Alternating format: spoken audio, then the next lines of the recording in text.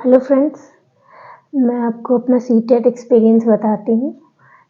कैसे मैंने पहली बार सीटेट एग्ज़ाम दिया और क्या-क्या दिक्कतें मेरे सामने आईं।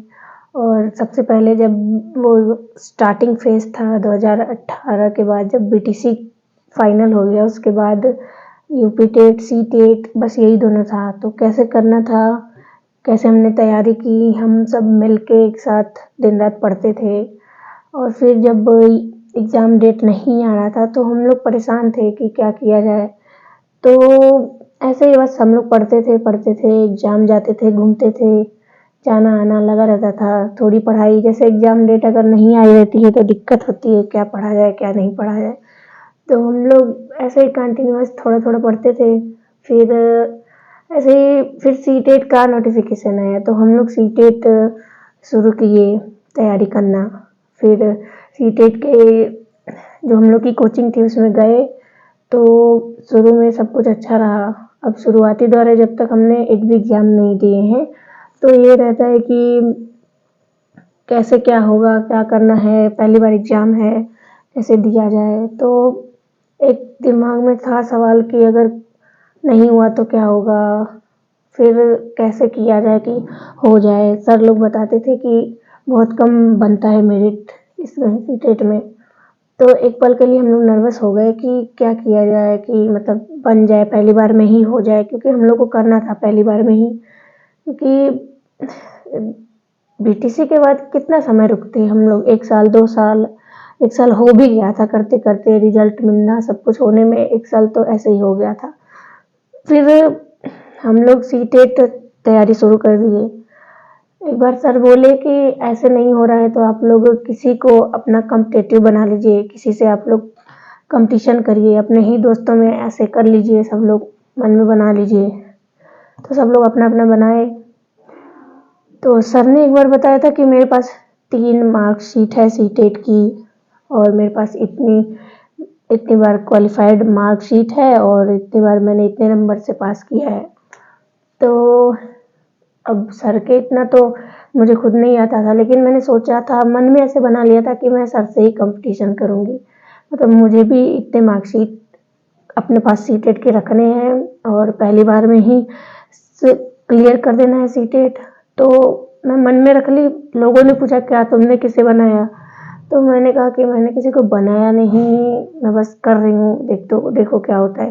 तो मैं किसी को दिखाना नहीं चाहती थी कि मैं कितना हूँ। खैर मैं खुद भी नहीं जानती थी, एक बार के लिए डर भी गई थी कि हो पाएगा या नहीं हो पाएगा, क्योंकि सीटेट से मार्क्स ये कम बनते हैं सबके। तो पहली बार एग्ज़ाम था इसलिए थोड़ा नर्वस थी। तो पहले शुरू किया बाल विकास को, क्योंकि सबसे ज़्यादा साइकोलॉजी जो है सब में आती है। हर 15-15 नंबर के सीटेट के तो सारे पोर्शन में आपको साइकोलॉजी दिखेगी। तो सबसे पहले सोचा कि पूरी साइकोलॉजी ख़त्म करनी है, तो उसके लिए लूसेंट लिया। लूसेंट पूरा ख़त्म कर दिया, सर के नोट्स ख़त्म किए, लूसेंट ख़त्म किए और कई बार रिवाइज करती थी।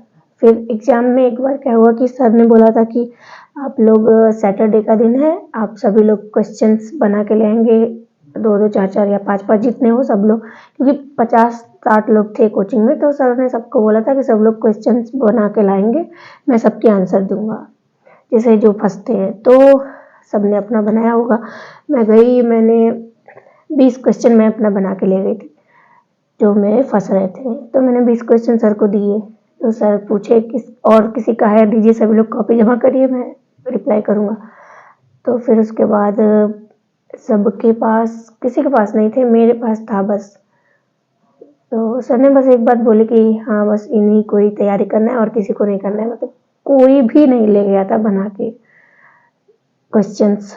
तो ये हुआ था। तो मुझे लगा कि शायद मैं कर रही हूँ, सबसे अलग कर रही हूँ। तो मैंने और इसी तरह सर जब एनालिसिस करते थे तो मैं ध्यान से समझती थी कैसे आंसर दे रहे हैं सारे क्वेश्चन के, 20 क्वेश्चन के, या अब तक हम लोग जितने भी क्वेश्चन उनसे पूछते हुए सबके आंसर कैसे देते हैं। तो ये चीज़ मैं देख रही थी। फिर ऐसे करते करते धीरे धीरे मुझे लगा कि मैं भी सॉल्व करूं।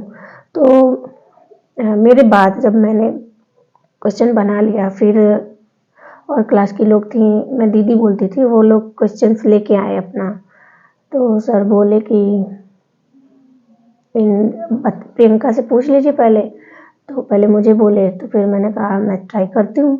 तो मैंने ट्राई किया तो उसमें 4-5 मैंने सही कर दिया, 1-2 मुझसे फंसे तो मैंने बोला सर से पूछ लीजिएगा। तो ऐसे करते करते अब इसके बाद ये दौर हो गया कि सबको जो सर के पास जाना था, सबको पहले मेरे पास सब लोग आते थे, तो पहले मैं सॉल्व करती थी सबका। फिर जो मुझसे नहीं होता था तब सर के पास जाते थे वो लोग। सर के पास उतना समय नहीं था, फिर मैं भी ट्राई कर लेती थी तो मुझे भी आ जाता था। ये कोचिंग के बाद जो समय होता था क्वेश्चन आवर, उसमें हम लोग ये करते थे, क्वेश्चन पूछना वगैरह।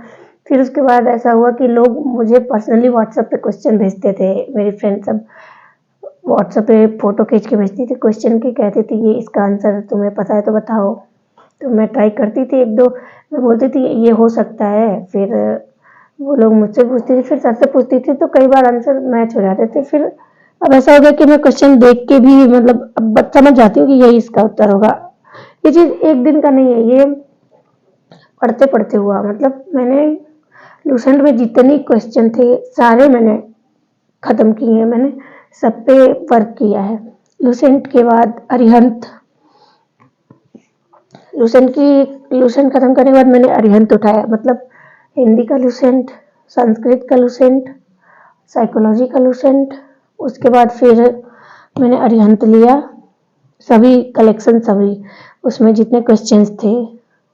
फिर उसके बाद जब आई सेकंड पेपर की बात, तो उसके लिए भी मैं सीटेट ये अरिहंत का ली सीरीज।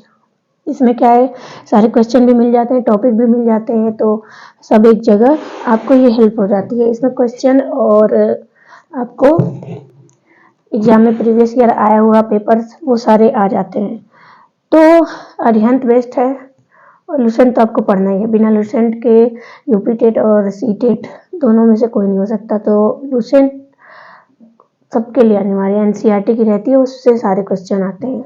और अरिहंत क्या है, इससे सारे क्वेश्चन मतलब एकदम सेम वैसे ही आते हैं जैसे एग्जाम में आता है, तो आपका ये क्लियर हो जाता है कि इसका क्या आंसर होगा, एकदम मैचिंग में आता है इसमें। अब संस्कृत के लिए मैंने लिया था यूथ कॉम्प्लिकेशंस, यूथ की बुक ली थी मैंने, तो यूथ की बुक सबसे सही थी।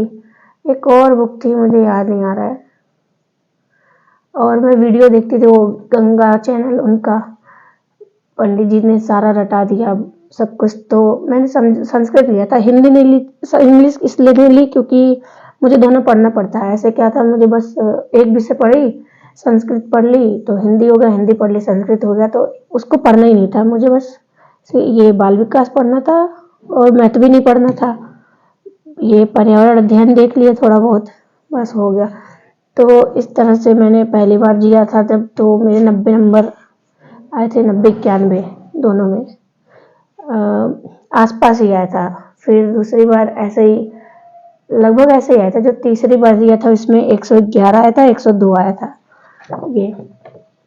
तो सारे मार्कशीट मेरे पास है नहीं इस वक्त, मतलब मैंने जो सबसे हाईएस्ट वाला है वो निकाल के अपने पास रख लिया, बाकी मैं फोटो कॉपी में रखी हूँ। बाकी ये वाला मैंने अच्छे से लेमिनेशन करा के इसको हार्ड कॉपी मोटी वाली पे इसको लिया था। ये इसका सर्टिफिकेट है और ये वाला मार्कशीट है, ठीक है, ये दोनों है मेरे।